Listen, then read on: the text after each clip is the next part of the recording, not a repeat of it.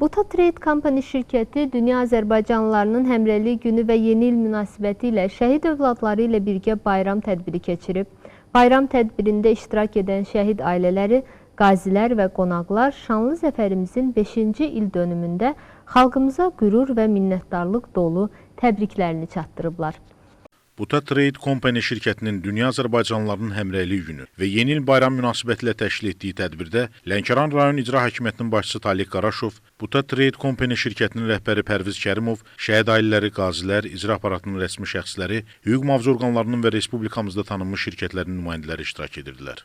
Dövlət himnimizin səsləndirilməsi ilə başlayan tədbirdə ümummilli lider Heydər Əliyevin və vətən uğrunda şəhid olan həmvətənlərimizin xatirəsi bir dəqiqəlik sükutla yad edildi. Rayon icra hakimiyyətinin rəhbəri Talib Qaraşov mərasimdə çıxış edərək, ümummilli lider Heydər Əliyevin müəllifi olduğu Konstitusiyanın qəbul edilməsinin 30-cu və vətən müharibəsində qələbənin 5-ci il dönümü nəzərə alınaraq, dövlət başçısı tərəfindən 2025-ci ilin Konstitusiya və suverenlik ili elan olunduğunu bildirdi. Talib Qaraşov, Prezident İlham Əliyevin strateji siyasəti nəticəsində 2025-ci ildə ölkəmizdə, o cümlədən Lənkəran rayonunda sosial-iqtisadi sahədə dinamik inkişafın qorunub saxlanıldığını qeyd etdi. Ölkədə yaradılan əlverişli şəraitin yerli sahibkarlığın dayanıqlı inkişafını təmin etdiyini vurğulayan icra başçısı, bunun məşğulluğu artırdığını və iqtisadiyyatın şaxələndirilməsinə xidmət etdiyini qeyd etdi. Bugün biz təkcə həmrəyliyimizi, yeni ilin gəlişini deyil, həm də Prezident İlham Əliyevin müdrik siyasəti nəticəsində müstəqil Azərbaycanın əldə etdiyi uğurları, dövlətimizin inkişafını, xalqımızın əzmini və gələcəyə olan inamını və ən nəhayət şəhidlərimizin qanı bahasına əldə olunan torpaqlarımızda suverenliyi qürurla qeyd edirik.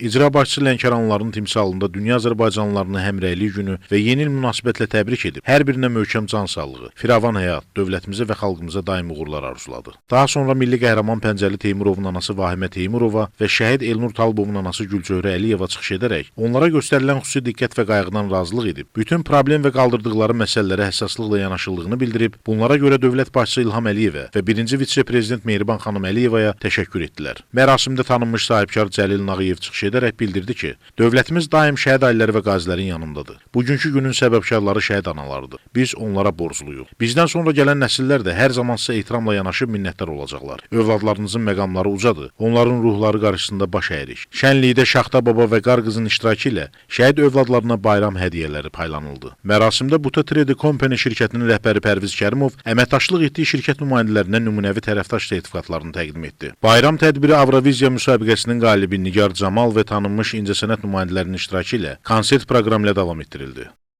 İsmail Cəfərli, Elviz Nəsirli, Lənkəran.